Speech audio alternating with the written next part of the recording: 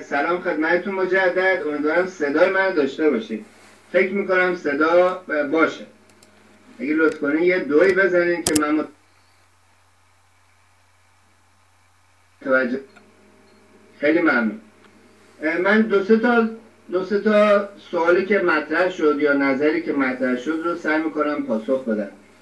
ابتدا بگم که من چون خب عادت دارم که تو بحثایی که میبینم یا توی پنل دیسکاشن ها یه وقتایی باشه که این وقتا تنظیم شده باشه و بیشتر از اندازه صحبت نشه. بحثی که من اول کردم یه بحث مقدماتی بود.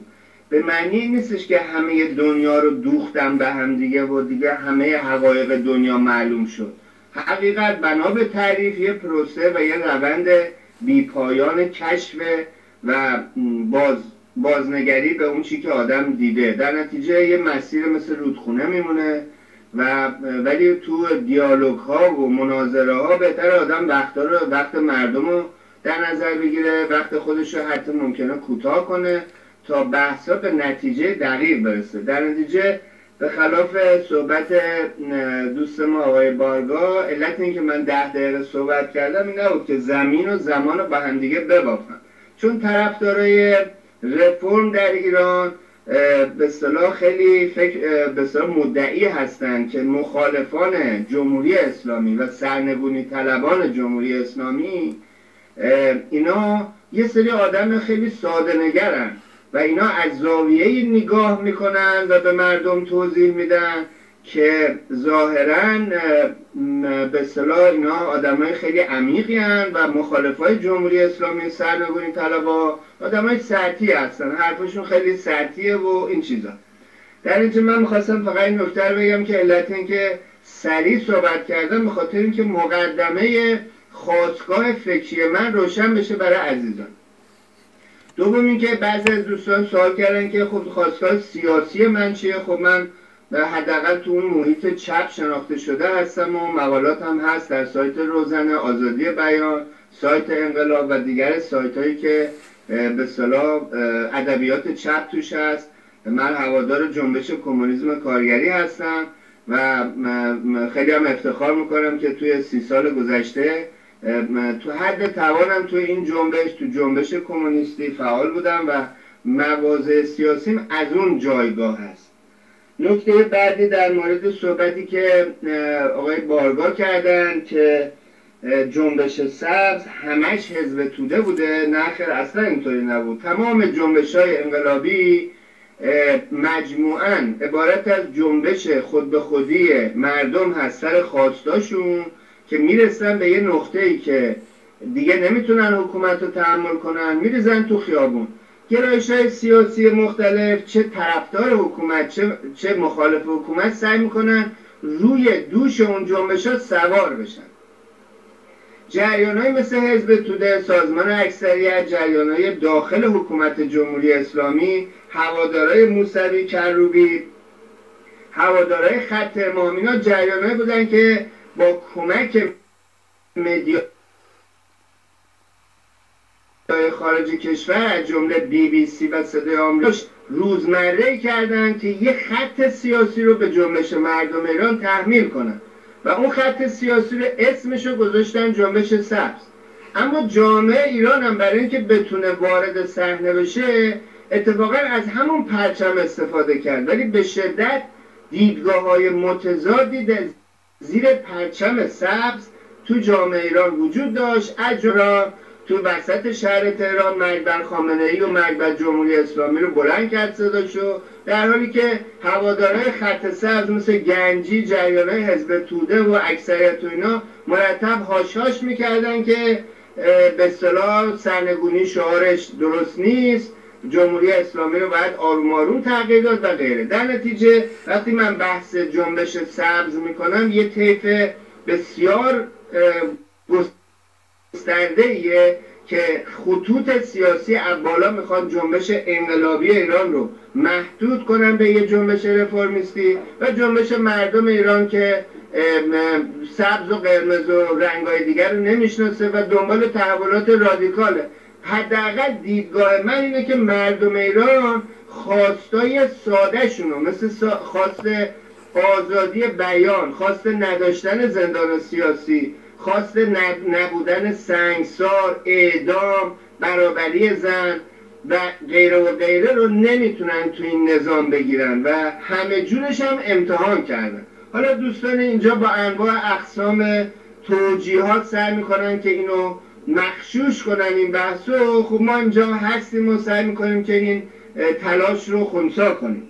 اما در مورد نکته بعدی، آقای باردار رو این تکیه کردن که مشروعیت سیاسی منظور آقای مسعود بوده و نه مشروعیت از زاویه تعریف مردم. من خب میخوام بگم همین دعوا که مشروعیت سیاسی رو شما میذاری در مقابل مشروعیتی که از خواست مردم و از انتخاب واقعی مردم سرچشمه میگیره، خب معلومه شما داری بازی میکنی با کلمه دیگه اصل ماجرا همینه که اولا حکومت‌های دنیا حکومت‌هایی هستن که هیچ کدوم نماینده مردمشون نیستن، از حکومت آمریکا بگیر تا حکومت‌های غربی دیگه، اینا همه این حکومت‌ها زیر سوالن توسط مردم.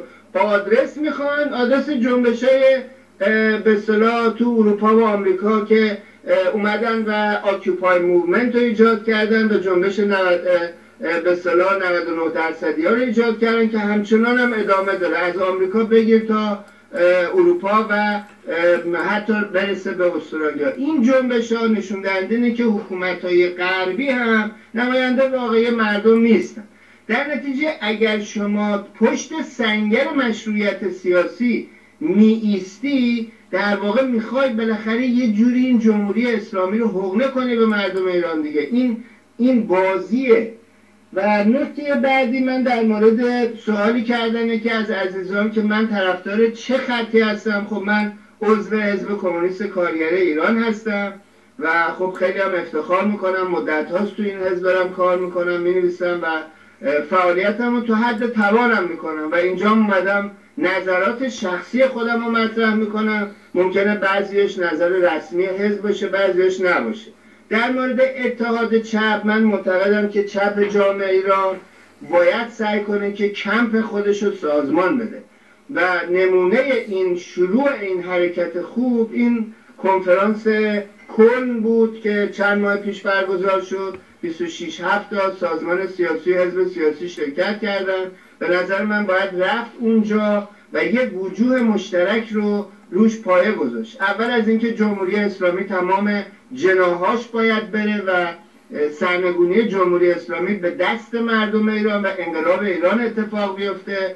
جناحهای جمهوری اسلامی همشون باید سرنگون بشن و جنایتکارای جمهوری اسلامی به دادگاه بین‌المللی کشیده بشن، زندان سیاسی از بین بره، مجازات اعدام از بین بره. یه سری از اصول ساده، برابری زن و مرد، بیرون رفتن مذهب از عرصه قدرت سیاسی، از عرصه آموزش و عرصه قانونی، حقوق کودک، حقوق کارگر، لغو مجازات حتی حبس ابد، اینا بحث‌های عمومی هست که به نظر من جنبش چپ رو بتونه چپ ایران سازمان بده در مقابل جریانایی که میخوان این نظام یا خودش بمونه یا اصولش بمونه و جریانایی هستن که طیف وسیعی دارن، از جریان ملی مذهبی بگیر تا فرقه مجاهد که همونطور که گفتم یه جریان اسلامیه، جریانای هوادار سلطنت پهلوی که میخوان بازسازی کنن نظام گذشته رو.